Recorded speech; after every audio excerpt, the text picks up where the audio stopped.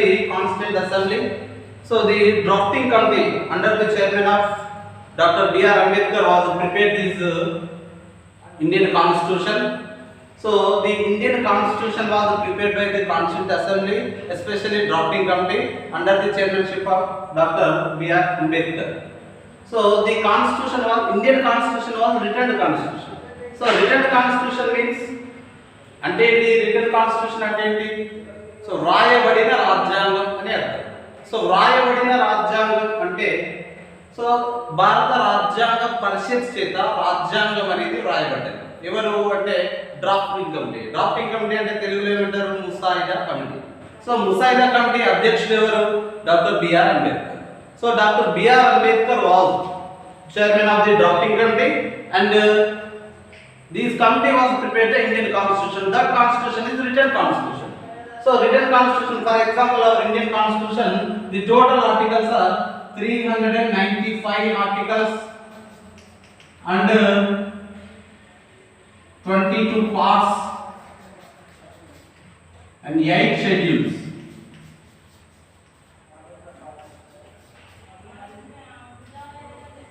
So beginning of the Indian Constitution means in 1950 January 26 our Indian Constitution was the total articles are 395 parts are 22 and schedules are 8 అంటే భారత రాజ్యాంగం అమలులోకి వచ్చినటువంటి సందర్భంలో రాజ్యాంగంలో 399 articles ఉన్నాయి 22 భాగాలు ఉన్నాయి 8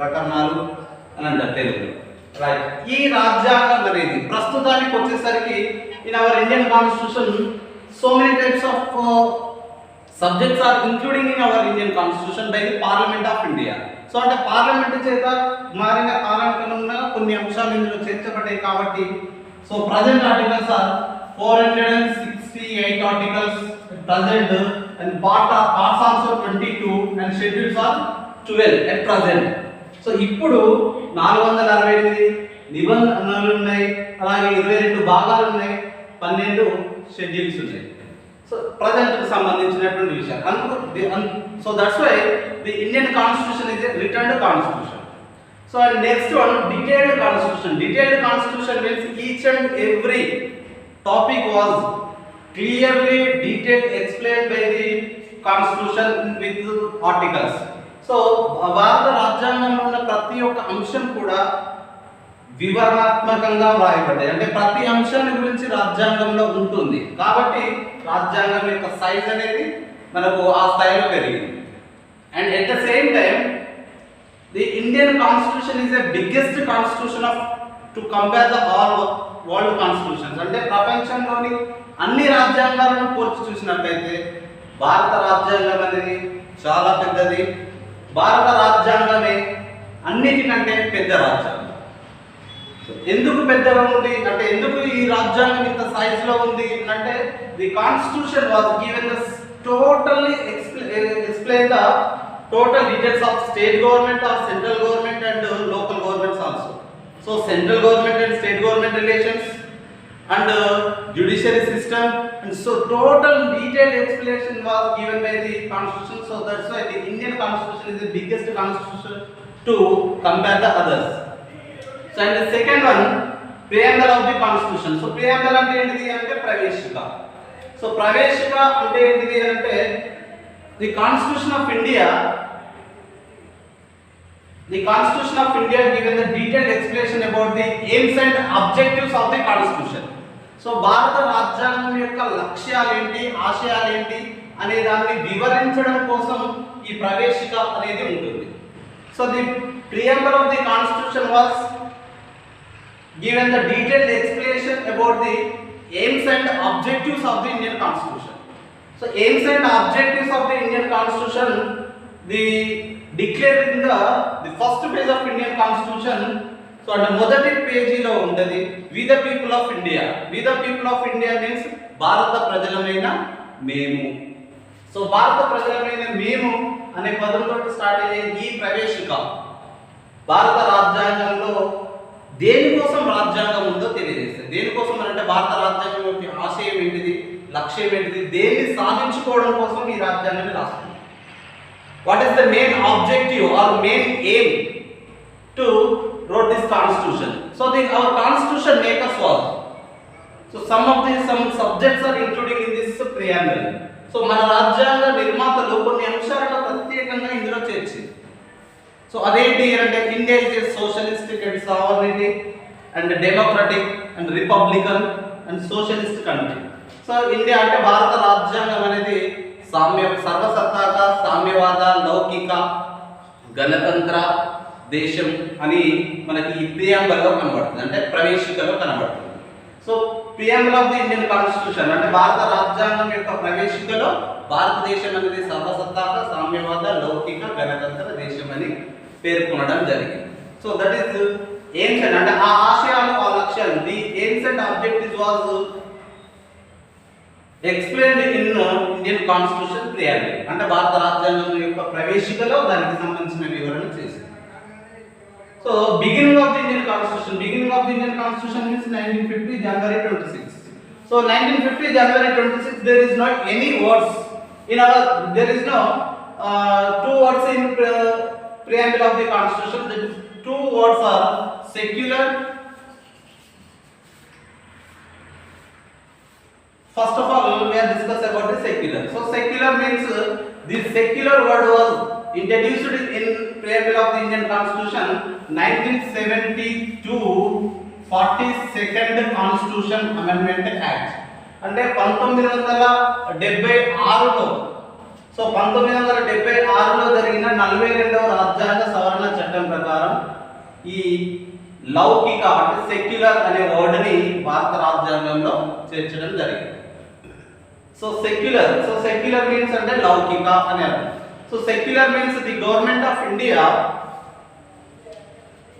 భారత ప్రభుత్వం అనేది అన్ని మతాలను సమానమైన దృష్టితో చూస్తుంది అనేది దీని అర్థం సెక్యులర్ మీన్స్. సో అలాగే another word also introduced in 1976 42nd Constitution Amendment Act. So another word is socialistic. So సామ్యవాద, the సామ్యవాద socialistic also introduced in 1976 42nd Constitution Amendment Act. So 1976 42nd Constitution Amendment Act was introducing the two words in our Indian Constitution preamble. These two words are secular and socialist. So socialist means the government of India can maintain to provide the all equal opportunity to the men and women or inequality. So inequalities means inequalities అని అంటే దాన్ని ఏమంటారు తెలుగులో అంటే ఆదాయ అసమానతలు అనేవి తొలగించడంగా చెప్పుకోవచ్చు. So equal opportunities to provided by the government of India to Indian citizens. So that is these two words. And next one rigidity and flexibility. So rigidity and flexibility means దృఢ అదృఢ రాజ్యాంగం.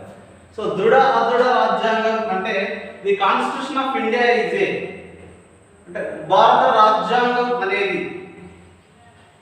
దృఢ అదృఢ లక్షణాలను రెండింటిని కలిగి ఉంటుంది. సో దృఢ అదృఢ లక్షణాలు means, so for example hour Indian constitution was amended by the Parliament of India according to Article 368. So 368, according to Article 368, the Constitution of India was amended by the Parliament of India. So the Parliament of India means the two houses. Parliament have the two types of houses, upper house and lower house. So this Parliament was amended by the Constitution according to 368 article.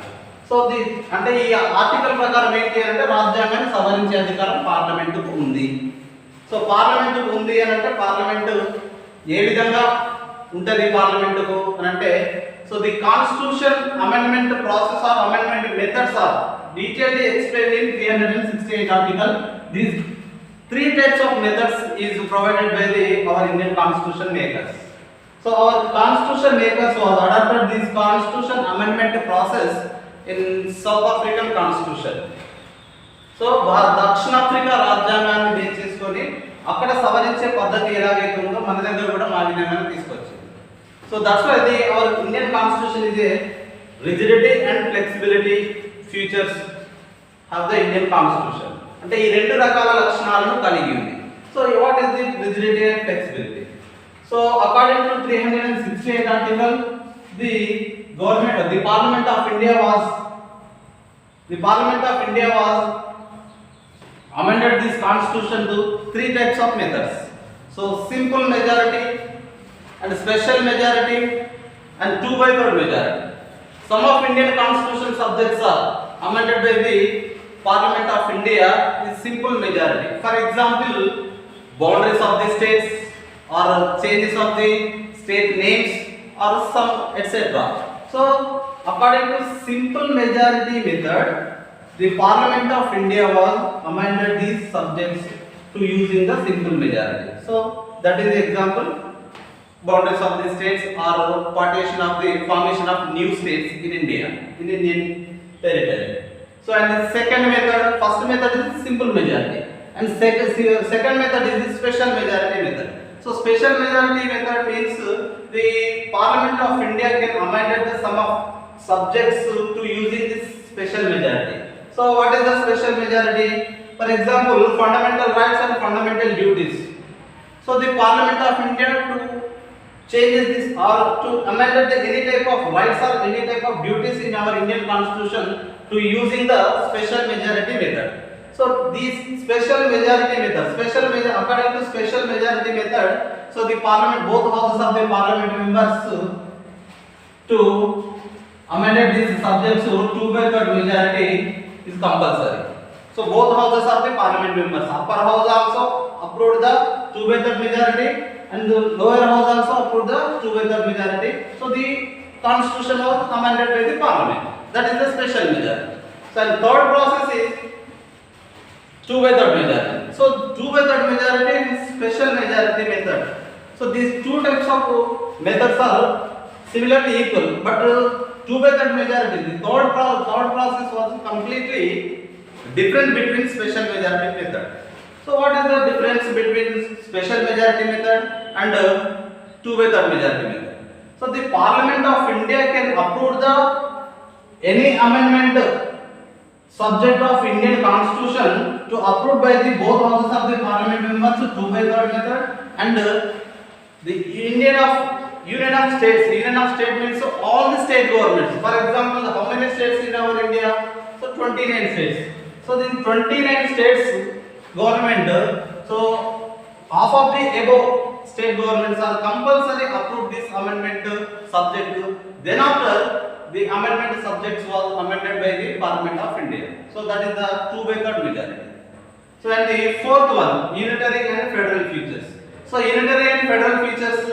So unitary and federal features means the government of India, the constitution makers to introducing the unitary government features and federal government features. So the governments, in modern governments are four types of governments is there. So the four types of governments is unitary government, federal government and presidential government and parliamentary government. So our constitution makers was introducing the unitary and federal features. So in ordinary situations means there is no any disturbances of peace and issues in India. In that time, Indian government was continuing the federal features, federal type of government. If any disturbances or if any disturbances was continued in India, so in that time the government will become a unitary government. Unitary government means single government. So single government అంటే ఒకటే ప్రభుత్వం. So the single government means single government. For example, the central government of India has a special powers. In this unitary government features was maintained in present in all over the world. The Britain government is, or Britain means England. So England is the best example of unitary government. So and federal government features. So the federal government is, for example, American government is a federal government. But our constitution makers was introducing the some of unitary features, some of federal government features. So for example, unitary features. What is the unitary features in India? Unitary features means single judiciary system. Single judiciary system means in all over the country, highest judiciary system is in India, Supreme Court. There is no any highest authority. Of supreme court. అంటే ఆ supreme court కంటే ఎక్కువ ఉన్నతమైనది ఏది లేదు India. ఉన్నతమైన న్యాయస్థానం అంటే సుప్రీం కోర్ట్. అది ఏంటంటే ఒకటే. And at the same time single citizenship also. Single citizenship means the government of India was the constitution of India was introducing the single citizenship. And this according to single citizenship, the Indian peoples was having the single citizenship only. There is no state, one type of state citizenship. There is no country citizenship. The totally single citizenship is there. So that is the except examples of unitary government.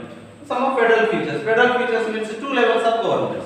So two levels of government means the central government is there in India, and at the same time state government also is there.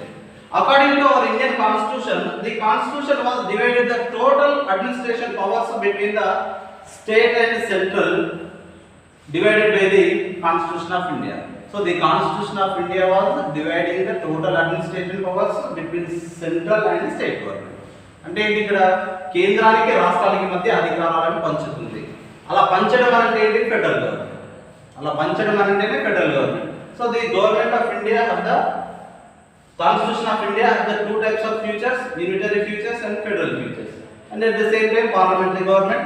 So parliamentary government means our Constitution of India or Indian Constitution makers was adopted the parliamentary type of governments and British type of parliamentary government system in India. So British type of parliamentary government system was introducing in India according to Constitution. So what is the British type of parliamentary system? So British type of parliamentary system was implemented by our Indian Constitution, and according to Constitution the parliamentary type of government is maintaining the two types of governments. These two types of governments is central government and state government. So anyway, so our Indian Constitution maker does not adopted the hereditary monarch system. Hereditary monarch system means there is no king to rule in India. So our constitution, according to our constitution, the president of India was elected by the electoral college. There is no monarch system. Monarch system means in Telugu niyantritvam leda nirankusham. So there is no this type of process. So and the next one, directive principles of state policy. So directive principles of state policy is according to our Indian Constitution. These principles of explained in our Indian Constitution part 4. So part 4 of the Indian Constitution, the articles are 36 to 51 articles are explaining the directive principles of state policy. So what is this directive principles of state policy? So the directive principles of state policy is giving the suggestions to the state, central government and state government and local government. So central government and the state government and local governments are following these directive principles. So any type of government or any type of political party is coming to the authority or coming to power, these directive principles are implemented by these all governments. So all governments means central government, state government and local government. So what is directive principle? For example, to give an equal opportunity to the citizens of India. So to remove the inequalities of Indian people and to improve to establishment of local government bodies according to Article 40. So some of directive principles also including in our Indian Constitution. And the next one, fundamental rights. So the fundamental rights was in our Indian Constitution part 3 and the articles are 12 to 31 articles. So the fundamental rights, the directive principles of state policy, principles of three types of principles is there in our Indian Constitution. These three types of principles, socialistic principles, Gandhian principles and liberal principles. The fundamental rights also explained in our Indian Constitution part 3, 12 to 31 articles. And these total fundamental rights are how many fundamental rights in India to Indian citizens means beginning of the Indian Constitution, our Constitution was providing the 7 types of fundamental rights to these citizens. So these 7 types of fundamental rights is there in beginning of Constitution. But 1976 42nd Constitution Amendment Act and 1978 44th Constitution Amendment Act. So right to property was, right was deleted from the fundamental rights list in Indian Constitution. So 1976 42nd Constitution Amendment Act was, 1978 44th Constitution Amendment Act was deleted the right to property from fundamental rights list. So at present the citizens of India have the 6 types of fundamental rights only. So these 6 types of fundamental rights is right to equality, right to liberty, so etc. And the 8th one is fundamental duties. So fundamental duties means pradhamika vidhuలు. So the fundamental duties are, these citizens of India have the some of fundamental duties, but the beginning of the Indian Constitution there is no any fundamental duties explained in our Indian Constitution. Especially this type of fundamental duties was introducing by the Government of India to Constitution, according to Constitution 1976 42nd Constitution Amendment Act. So these Constitution Amendment Act was introducing the fundamental duties in our Indian Constitution. So these fundamental duties are in present 11, but in 1976 10 types of fundamental duties was included by the Government of India. So 10 types of fundamental duties only have the Constitution 1976, but present 11 types of fundamental duties is there. So 11th type of fundamental duty was introduced by the Constitution of the 2002. So 11th type of fundamental duty was introducing in Indian Constitution 2002. So another features of the Indian Constitution also there, but we are discussing about these another features of salient features of Indian Constitution tomorrow onwards.